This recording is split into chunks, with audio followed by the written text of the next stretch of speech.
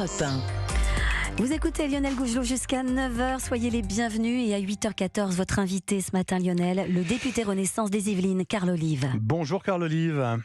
Bonjour Lionel Gougelot. Merci d'être en ligne ce matin sur Europe 1. Sur la route des vacances, Carl Olive, est-ce que vous avez vous aussi été choqué par l'augmentation des prix du carburant ?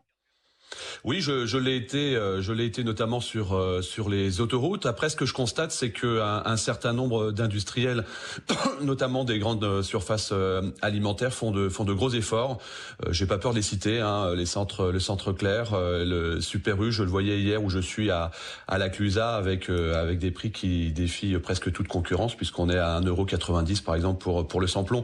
Ouais. C'est vrai que depuis quelques mois, on a un vrai sujet dans ce domaine-là. Et moi, je le dis très clairement, il n'y a pas de sujet à faire des profits en France, notamment pour les entreprises. En revanche, les super profiteurs doivent faire des efforts par rapport à cela. Et j'entends bien que Total, notamment, puisse continuer à faire les efforts sur lesquels ils s'étaient engagés. Au niveau du gouvernement, est-ce qu'il va falloir réfléchir à de nouvelles mesures de ristourne, comme ça avait été le cas l'an dernier ?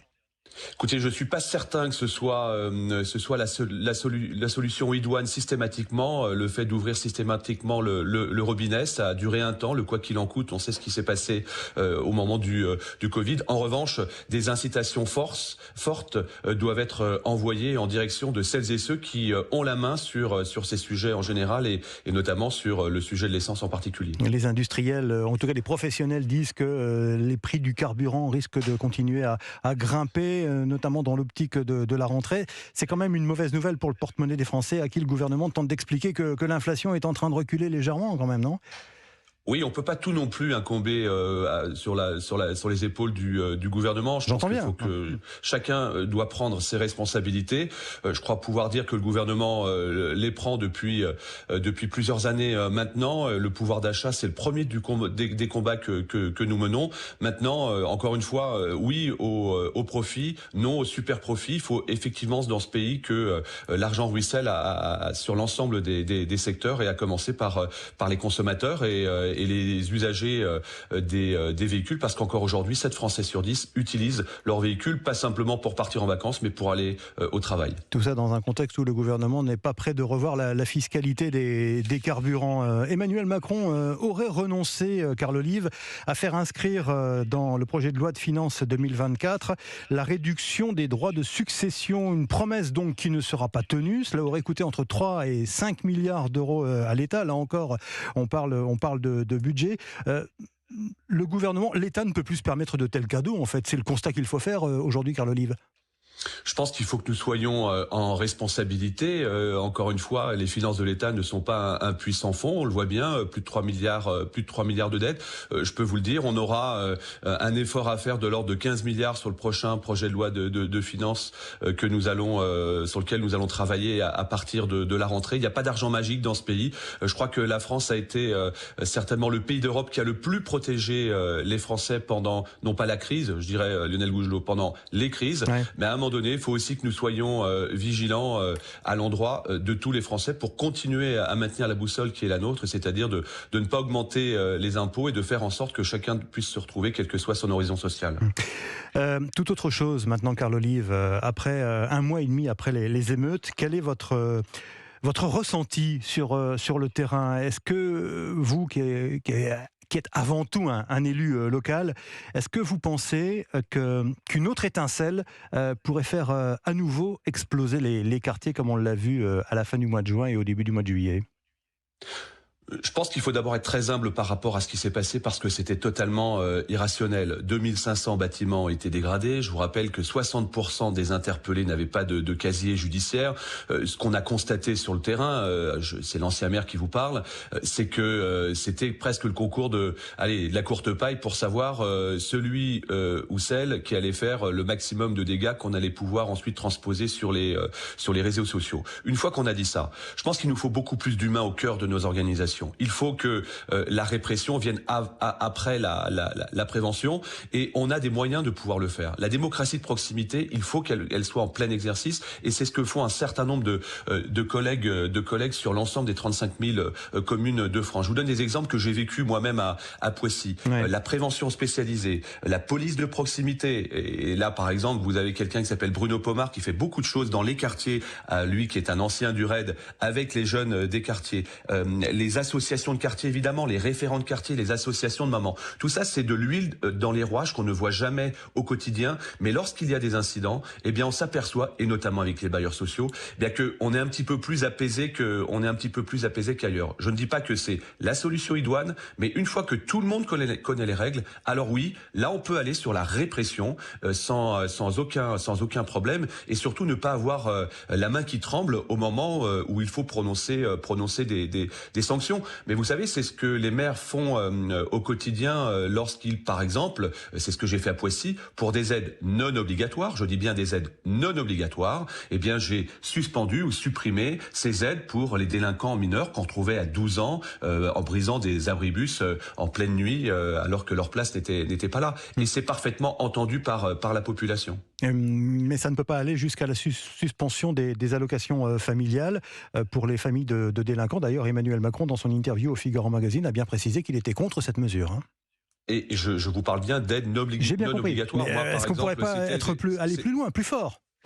Alors moi je pense que déjà en mettant en place ce que j'appelle vraiment la démocratie de proximité, vous savez, en réunissant les cultes très régulièrement, pas simplement quand il y a des problèmes, en intégrant effectivement eh bien les jeunes des quartiers, les associations de quartiers au programme que peuvent mettre en place les collectivités, je peux vous dire que ça pacifie la relation et le climat social. Et on a un vrai sujet sur le logement. Aujourd'hui, on a besoin de retrouver une vraie mixité sociale, celle que j'ai connue moi-même, qui suis issu des quartiers populaires à Poissy, à l'époque où il n'y avait aucune difficulté à se retrouver sur la dalle au pied des quartiers. Aujourd'hui, nous avons malheureusement un peuplement qui est un peuplement concentré dans nos collectivités. Il faut vraiment travailler sur le peuplement. C'est pas le mot très joli, mais c'est le mot qui est usagé, qui est employé. Il faut retravailler sur le peuplement de nos collectivités. Et je vous fais une proposition: laissez aux maires l'attribution des logements sociaux dans leur collectivité. Les maires sont les plus à même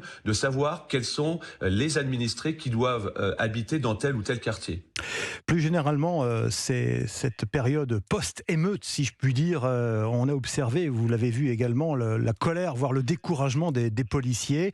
Est-ce que ce n'est pas le signe, Carl Olive, qu'il y a quelque chose de rompu entre l'institution policière et le pouvoir, le gouvernement ?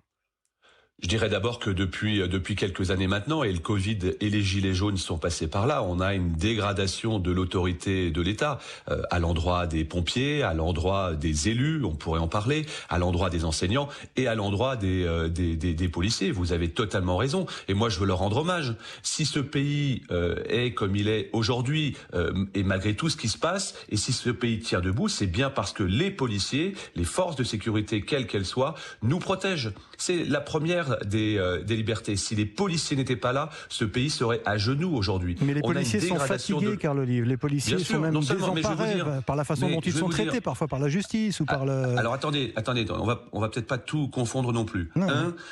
Les policiers, oui, sont fatigués, sont démoralisés, et on peut les entendre. Moi, je le dis, quand on touche un policier, quand on touche un maire, on touche à la République, on affaiblit la France. Donc, il nous faut des sanctions qui soient des sanctions fermes et des sanctions qui soient sans appel. Et je note que lors des émeutes, c'est ce qui s'est produit.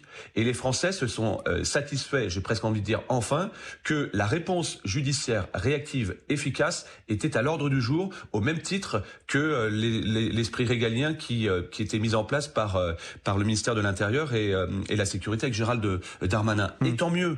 Et tant mieux. Et les policiers ne demandent que cela.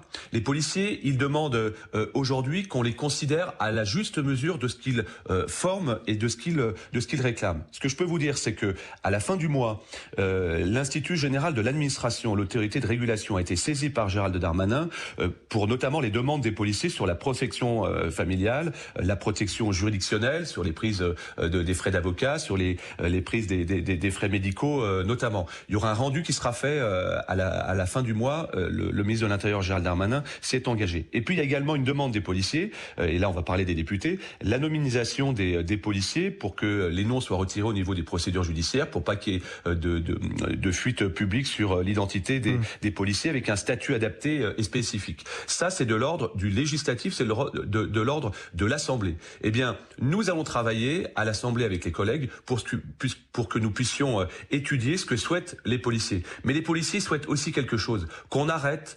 systématiquement de battre en brèche tout le travail qu'ils font au quotidien. Et moi, je demande à l'ensemble des sensibilités politiques, et je dis évidemment à la France insoumise, d'arrêter de tirer comme un boulet rouge sur les policiers. Non, la police ne tue pas. La police, elle est là pour nous protéger. Et heureusement qu'en France, nous avons une police qui fait son boulot, et son boulot exceptionnel, et je veux leur rendre hommage. Ce sera le mot de conclusion. Merci Carl Olive, député Et allez la Renaissance. France cet après-midi, Lionel Gougelot. Oui, j'allais vous demander. Oui, en deux mots. Vous les sentez comment, les filles? Écoutez, un match, non mais il faut pas le disputer, il faut le gagner. Ce France-Maroc, ça va être formidable parce qu'on a la moitié de l'équipe marocaine qui joue dans le championnat de France. Ouais. Il y a un super coach au Maroc qui s'appelle Reynald Pedros. On a un super coach en France qui s'appelle Hervé Renard. La France va l'emporter parce que notre place est en demi-finale et pas ailleurs. Merci Carl Olive. Bon match alors.